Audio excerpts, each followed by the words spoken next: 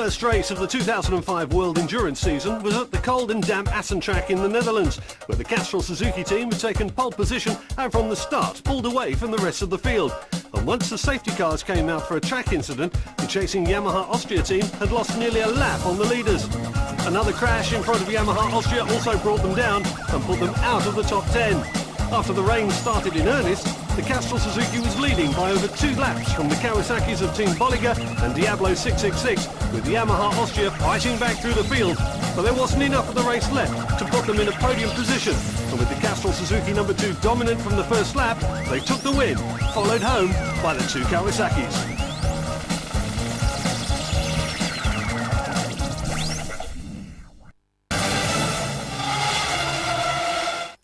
Albacete, 160 kilometres from Valencia in southern Spain, was the venue for round 2 of the World Endurance Championship, with the 8-hour race avoiding the punishing heat of the region in late May by running from 6 in the evening until 2 the following morning. The race would also not only feature the usual support races, but also the top Spanish radio show Los 40 Principales would be broadcasting live from the track during the race. With the race starting well before sundown and running into the coolest part of the night, the track temperatures and conditions would change drastically throughout the race. And with the Albacete track being also tough on brakes and transmissions, this round was looking to be a real test of man and machine. Championship leaders Castrol Suzuki were hoping that rider Vincent Philippe, who broke his leg in testing after the Assen round, would be able to stand the pace. Yamaha Austria were hoping for the podium here, but rider Thomas Hinterreiter also carried an injury from the Assen round, and in qualifying they not only destroyed their number 1 bike, but rider Igor Yerman wouldn't be racing after he broke a wrist in qualifying. Add to this the strong wildcard Falk Yamaha team, and the Albacete 8 hours was looking tough.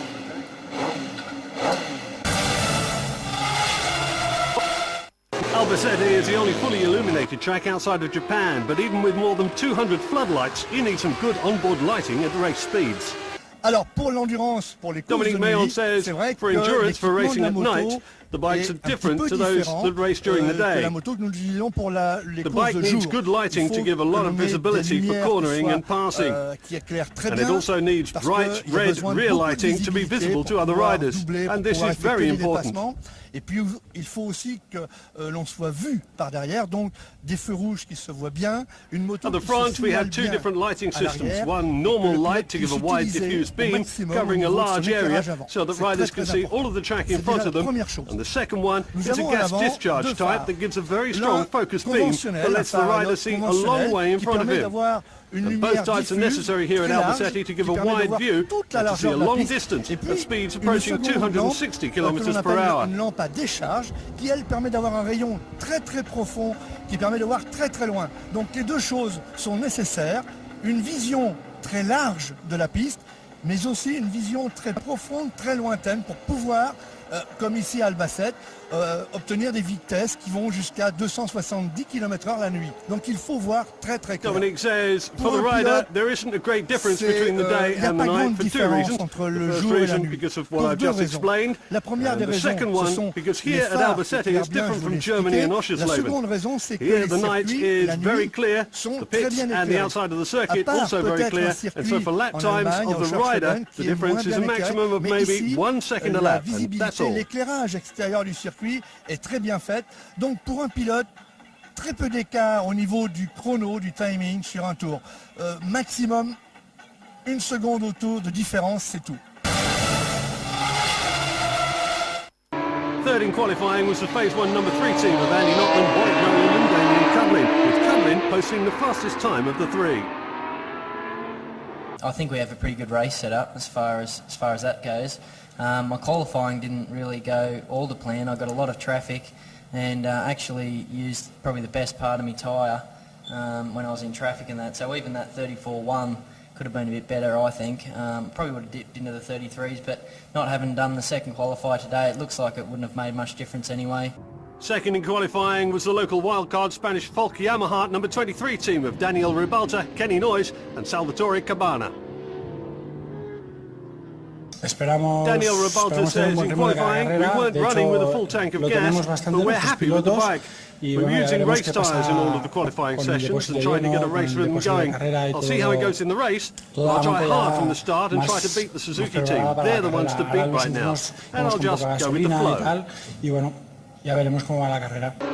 On on pole position once again, it was the Castrol Suzuki number 2, with riders Olivier Faure, Keiichi Kitagawa and Vincent Philippe.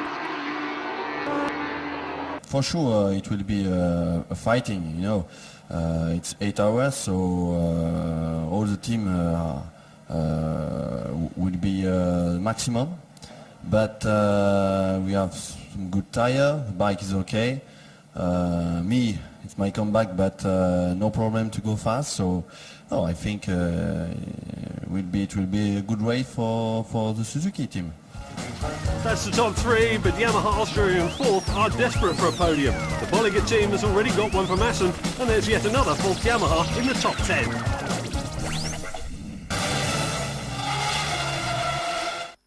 With more than a dozen corners squeezed into the 3,539-metre Albacete track, there's little rest for the riders. But with the lap record of 1 minute 33.6 seconds, Yamaha Austria's Gwen Giovanni is the best rider. Show us the track. Ok, donc pour faire un tour Yamaha rapide Austria's à Gwen Albacete, Giovanni says this is how to get a fast lap of Albacete. Into the first right-hander at 260 kilometers per hour, braking hard to take the corner in third gear. Then accelerate hard out to the edge of the track through the third corner up to maximum revs. Then into the 180-degree corner, braking hard and hanging off the bike to get the drive and control the slide. Then there's a very fast left-hander, once again hanging off to keep maximum grip, getting into fourth gear and taking the engine up to maximum revs with the bike shaking around. Then it's the last part of the track. This is all done in third gear with a long left-hander that's very fast and the bike's very loose. Then into the chicane, getting the best line into it to come out lined up to take the best entry for the last corner, where it's up from third gear to fourth gear with the bike shaking around again and driving hard to the line to get your maximum speed. Afin de casser la trajectoire dans le deuxième et pouvoir récupérer sur le virage de l'arrivée en troisième, très vite finir sur les vibreurs pour passer la quatrième et attaquer la ligne droite avec le maximum de vitesse. Some of the teams that had problems in qualifying included the number 11 MV Augusta of Team Burger King Lust, who had to change a complete engine overnight because of bearing problems. The project team Honda number 20, who had found their front fork internals damaged after competing in a German endurance round. The Falk Yamaha number 23 team, who had to rebuild a complete bike overnight. But the worst affected was the Yamaha Austria number 7 team, who had rider Igor Yerman out of the race when he broke a wrist in a crash.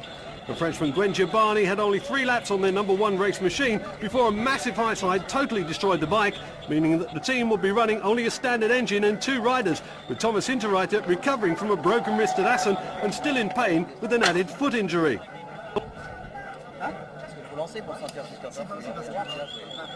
The Swiss Bolliger Kawasaki team were 5th on the grid and could be counted on to keep going whatever happened, but were about 1 second off the pace needed to win. We also had the Aprilia Motociclismo test team racing here with some impressive technical backup, with Motociclismo journalist riders being joined by former World Superbike and MotoGP rider Marcellino Lucci. As the riders were waiting to go after the 30-second board was shown, Phase 1's Warwick Nolan was left standing on the grid and couldn't get the start he wanted. But it was Philippe on the Castrol Suzuki and Ribalta on the Falk Yamaha number 23 that got away well, along with the fast-starting David Morion on the Bolliger Kawasaki, with Giovanni and the Yamaha Austria number 7 just ahead of Stefan Molenia on the Sapper Pompier number 112 Suzuki. James Hutchins also had a great start with the Diablo 666 Kawasaki into 6th from his 13th place on the start grid, with the Estonian Marko Rortland 7th on the Shell Academy number 6 in front of Nolan, who got away in 8th, followed by Paul Young on the Fagershore L number 12 Suzuki and the second false Yamaha of Alex Hellas in 10th place.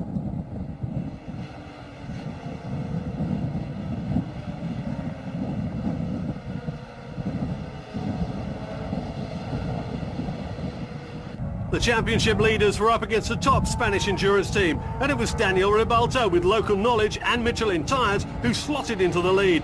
Not only was it a case of the local riders being fast at their home track, but this time they were also endurance riders and knew what to expect from the 8-hour race. And as they crossed the start-finish line after their first lap, Castrol Suzuki's Vincent Philippe knew he had a fight on his hands.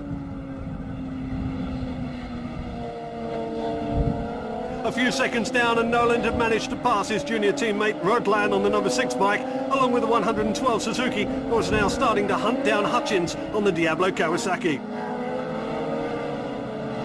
But the battle at the front was still on. Both the Castrol Suzuki and Falk Yamahas pulling a second a lap on the rest of the field, with Giovanni still trying to get past the Bolliger Kawasaki and Noland closing all the time.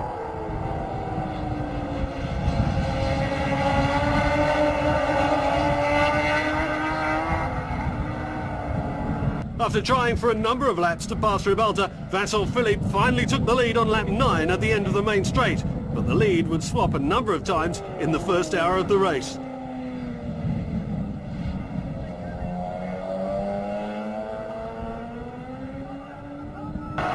One of the early casualties of the race, Sandor Bitter on the Suzuki Austria number 76, a front-end washout, leaving him buried in the gravel. The rider got back on the bike and into the pits, and they restarted after repairs and were the first permanent team to retire at 70 laps. We'd already lost 2 wild cards, the Roth number 29 Honda after only 9 laps, and the second Falk Yamaha on lap 30. The first round of pit stops, and Vincent Philippe was in for Keiichi Kitagawa to take over. Because of the threat from the Falk team, manager Dominique Meilland had elected to run only his 2 fastest riders, leaving Olivier Faure in reserve. Philippe was having handling problems with his Dunlop tyres in the heat. Yeah, it's difficult for me because I passed 1 month without sport and without bike. So I push, but no, it's difficult when the bike is difficult to ride with the tire too hot. But we will see second relay, and the race is very long. After passing David Morion on the Bolliger Kawasaki, Yamaha Austria were now in third, their standard engine meaning that they will be using less fuel per session than the other teams. After Thomas Hinterreiter took over, Giovanni was satisfied with their position. I'm happy with my session because start was not so bad, and our objective for sure this weekend is only to get before Bolliger and phase 1. So the job is done yet. We have to see now, we have to keep going like that for 8 hours, and I just cross the finger, I hope we'll get it this time. With the Falk Yamaha number 23 taking longer pit stops than the Castrol Suzuki, the team were now well ahead. But in the phase 1 pits, 4th place Warwick Nolan was less than happy with this start procedure. I don't know who's running this show, but the Spanish have got no idea what they're doing. That was not 30 seconds. When he held the 30-second board up, I know how, I've done this plenty of times, and I know what I do. And that was about 15 seconds. So that's why I was still looking down. And then he threw the flag, so whoever the guy is needs to be sacked. That's all there is to it. And I'm a little bit upset because the rear tyre didn't work, and we're 4th. You know, I didn't want to be 4th. Well into the 3rd session, and at the end of hour 3, Castrol Suzuki were leading, a lap ahead of the Falk Yamaha number 23, with the Yamaha Austria a further lap down, and phase 1 in 4th on the same lap. Bolliger Kawasaki number 8 were 3 laps off the leaders in 5th place, and their sister team Diablo 666 was 6th, 2 laps behind them. 7th was the Shell Academy number 6, the French fireman, the Sapper Pompier number 112 were 8th, with the No Limits number 44 Suzuki in 9th, and the number 51 Fabi Course Suzuki holding 10th place.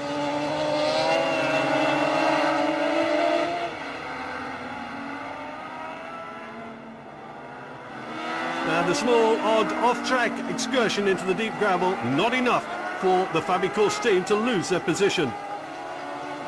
At one time up to 17th place, the Standard Motociclismo Aprilia number 9 had put a few of the permanent teams behind it until a crash pushed them well down the order.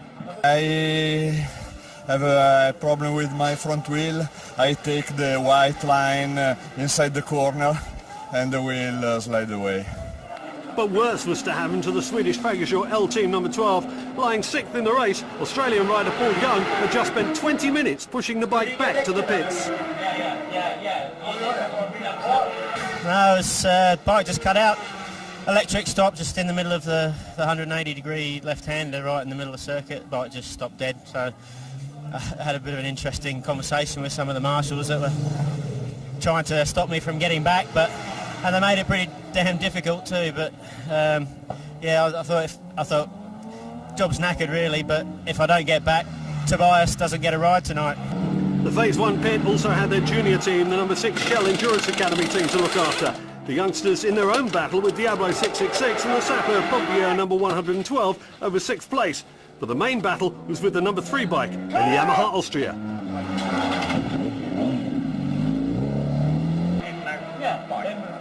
I had one. Okay. We're in a big battle with Austria. That was predicted before the season, actually, let alone before the first round. So we closed the gap to 1 second. I pulled in Damien, put Warwick out, who'll take on Hinterreiter.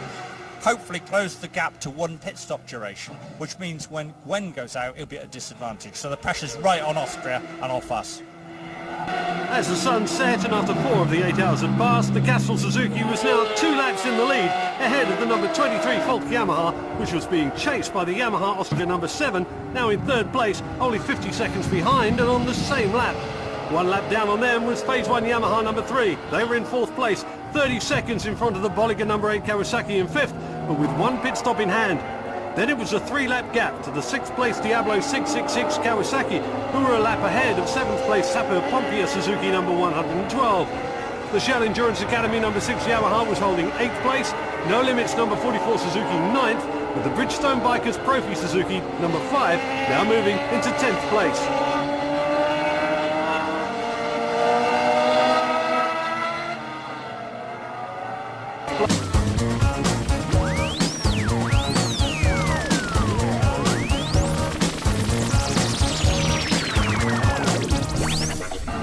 Although there were still only 3 teams that had retired, there was battle damage all around the track. Thomas Hinterreiter in for Giovanni to take over again. With a barely healed wrist and a foot hurt in practice, it was tough going for the Austrian rider. Tougher still for the number 4 Team X1 Yamaha. They had an intermittent misfire which proved impossible to trace, and the team will be forced to retire from the race. It was coming up to 5 hours of hard racing and time for many teams to change brake pads. Some teams could replace the complete front brake calipers, but others had the longer task of replacing individual pads. The riders could be left waiting for some time before the bike was ready to go back out.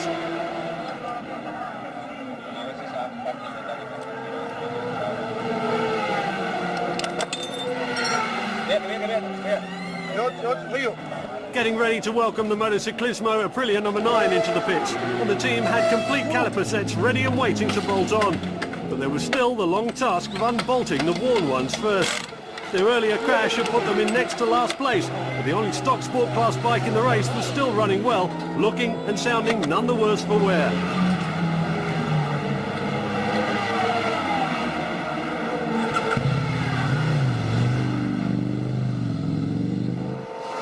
Hours into the race, 3/4 distance, and the top 9 places have remained unchanged for the last 2 hours. The Castrol Suzuki number 2 still led. At 225 laps, it was now 3 laps ahead of the number 23 Falk Yamaha, with the Falk team taking up to 20 seconds longer in the pits. Short of disaster for the Suzuki team, that gap would only grow larger.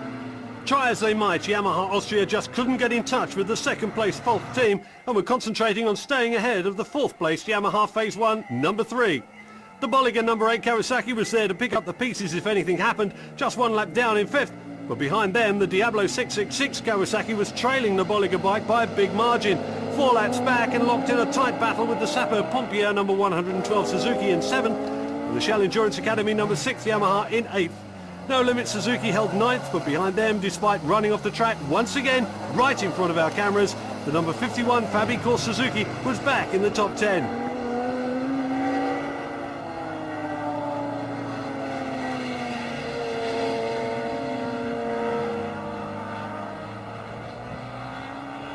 And as the laps counted down to the last hour, it was clear that, short of disaster, the Castrol Suzuki team had another race in the bag. And as the typical endurance wounds of aches and blisters were dealt with, Yamaha Austria were getting a little worried. What happening is that we are only 2 riders, and Thomas has some problem with his hand. So he has very much pain on the back. And so we tried to push out to make some distance between Phase 1 and us. Okay, Spanish team, I think we won't catch them. Now it will not be possible to catch them, so we just try to keep Phase 1 behind. This is the objective for the championship. That is still 1 hour and a half to do. It's gonna be hard again, and I don't know. We'll just see what will be at the end of the race. Into the last hour and still no change with the top 6 places. But the Phase 1 junior team, the Shell Endurance Academy number 6, have been able to pass the Sapper Pompier Suzuki in their three-way battle and were now fighting to take 6th from the Diablo 666 Kawasaki. There were now 6 retirements, with the Wurth Honda, the Falk number 24 Yamaha and Suzuki Austria, joined by the Swedish Fagershore L Suzuki, the German Polizei NRW Suzuki and Team X1 Yamaha. While at the tail end of the field, the Motociclismo Aprilia was locked in battle with the Slovakian Mako Moto number 14 Yamaha. But it was still a long way to go. And as we've seen many times before, many things can happen before the checkered flag.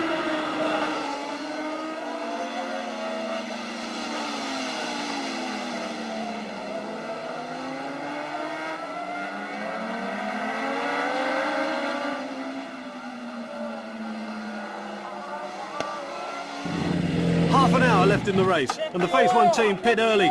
Rider Warwick Noland has seen his bike temperature rocket. The Yamaha was running hot. Sounds like it's low on oil. It's not. It's plenty of oil. Noisy. Oh, yeah. That's something trying to see, isn't it? About 100. What, oil? 5. And by the time I got over onto the Albacete, it was 100. Has it gone dead flat? And by the time I got around the back, onto the back straight, it was 126, 127, and I just thought, oh no, like it's blown a leak or something, and I was thinking about water, but I can't, so I thought I've got to come in. So I came in and Russ said, if it's going all right, keep going. So I finished the session, but it's noisy. The engine's really noisy. On top of their overheating problems, Phase 1 were also told they had a stop and go penalty, so they had to bring the bike in yet again.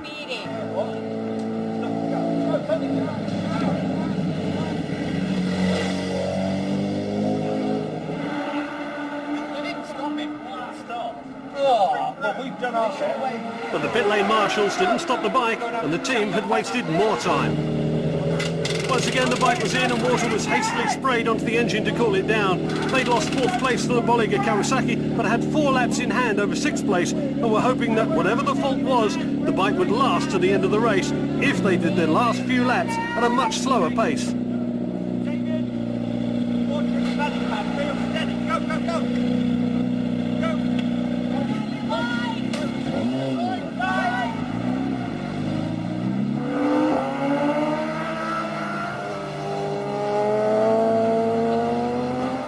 But no problems for Castrol Suzuki. Apart from the first hour and their fight with the Falk number 23, they had the race covered and were able to finish with a 3-lap gap over the strong Spanish Yamaha team.